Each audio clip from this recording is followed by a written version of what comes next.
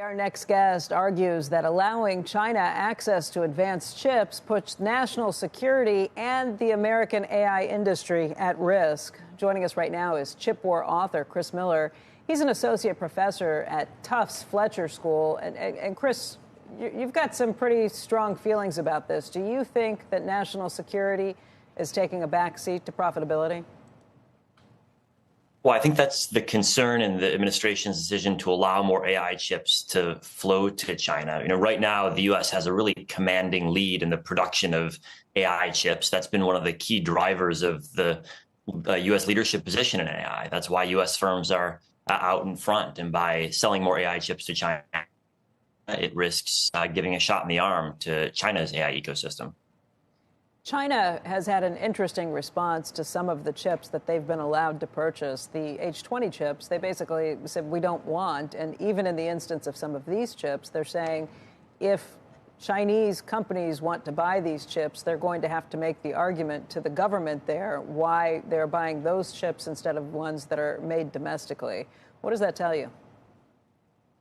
I think the Chinese government is dead set on trying to build out its own fully self-sufficient domestic semiconductor ecosystem. It's been trying to build this up for now over a decade, and it believes that it can't rely and doesn't want to rely on the U.S. for cutting-edge technology. So in the short run, it's going to keep buying small volumes, maybe even medium-sized volumes of AI chips from the U.S. But the vision that she has, and the vision that the entire Chinese government has, is to be completely self-sufficient in everything that their computing and AI industry requires. And that means, first and foremost, the advanced AI chips they can't today make at home.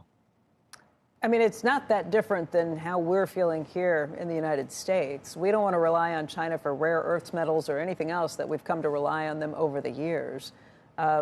Is it different when it comes to AI, to these chips in particular?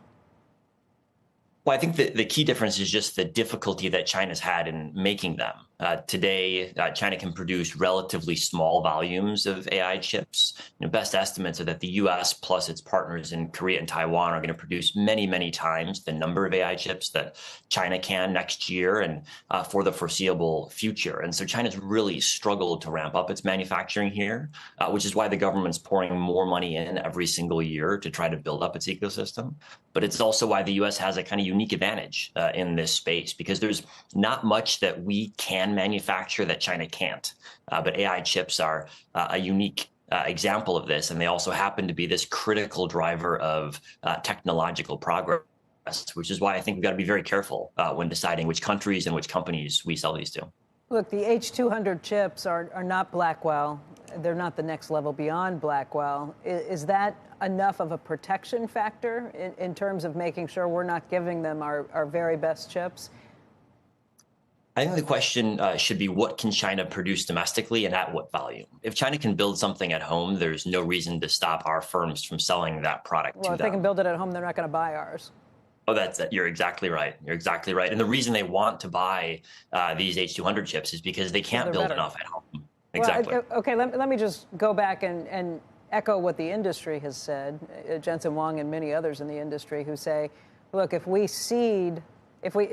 don't sell these chips to them, it is going to force them to have to figure this out even more quickly. And we are going to no longer be the dominant player, not just in China, but beyond. We cede our world dominance if we start to pull back like this. What's your argument against that?